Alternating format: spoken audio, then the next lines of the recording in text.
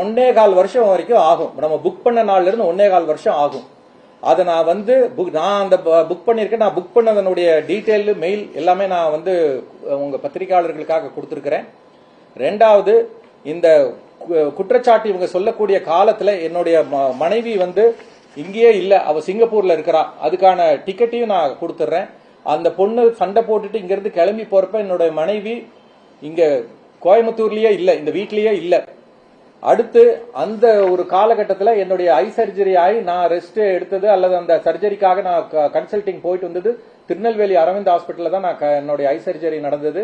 அதனால அங்கிருந்து தான் நான் கன்சல்டிங் எல்லாம் நான் போயிட்டு வந்தேன். சோ இதை எல்லாமே மறைக்கிறதுக்காகவும் இந்த பொண்ணுடைய தவறை மறைக்கிறதுக்காகவும், ரெண்டாவது அந்த அம்மாவுக்கு வந்து சில மனநோய் இருக்குது. காரணம் என்னன்னா, அவங்களே அந்த பேட்டியில அவங்க வந்து சொல்றாங்க, என்னுடைய பிரச்சனையாகி நான் போறேன், டாக்டர் வந்து எனக்கு கவுன்சிலிங் கொடுத்தாங்க அப்படின்னு சொல்லி. ஏன்னா இந்த கடன் தொல்லைகள் அதிகம் ஆனதுனாலதான் அவங்களுக்கு அந்த மன உளைச்சலே அவ்வளவு தூரத்துக்கு ஏற்பட்டுச்சு. அதுக்காகத்தான் அவங்க ஆஸ்பத்திரியில் அட்மிட் பண்ணாங்க.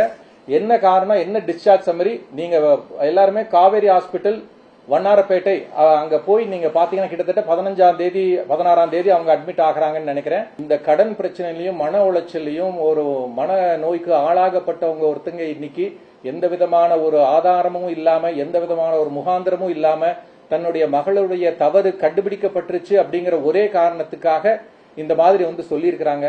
நான் சொன்ன குற்றச்சாட்டுகள் எல்லாமே ஆவணப்பூர்வமானது. நான் சொல்லியிருக்கிற விஷயங்கள் எல்லாத்துக்கும் நான் டாக்குமெண்ட்ஸ் வச்சிருக்கிறேன். அந்த பொண்ணு பேசினா புடிச்சாங்கிறதுக்கான விஷயங்களும், ஏன்னா இவனுடைய ஃப்ரெண்ட்ஸு கிட்டேயோ சரி கூப்பிட்டு தவறான முறையில சொல்றது, என்னையும் என்னோட மனைவியும் மரியாதை இல்லாம பேசுறது, இதெல்லாம் ஒரு லிமிட்டுக்கு மீறி போறப்போ அதை ரெக்கார்ட் பண்ண சொல்லி ரெக்கார்ட் பண்ணியே வச்சிருக்கிறேன். அது கேமரால வேண்டாம், நான் தனியா வந்து போட்டு காட்டுறேன். தேவை ஏற்பட்டால் அந்த ஃபைல்ஸையும் நான் வந்து அனுப்பிச்சு வைக்கிறேன்.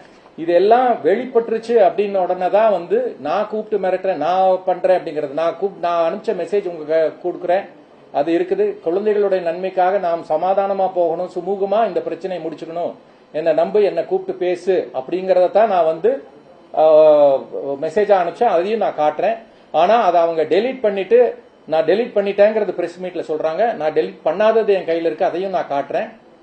சோ இந்த பிரச்சனையில வந்து அவங்களுடைய தவறு வெளிப்பட்டுருச்சு, அவங்க செஞ்ச அந்த போர்ஜரியும் வெளிப்பட்டுருமோ அப்படிங்கிற ஒரு பயத்துல தான் இன்னைக்கு இந்த பிரஸ் பீப்புளை கூப்பிட்டு அவங்க இந்த மாதிரி குற்றச்சாட்டுகளை சொல்லியிருக்கிறாங்க. இதுல வந்து எந்த விதமான ஒரு முகாந்திரமோ அல்லது எந்த விதமான ஒரு ஆதாரமோ இல்லாத குற்றச்சாட்டுகள்.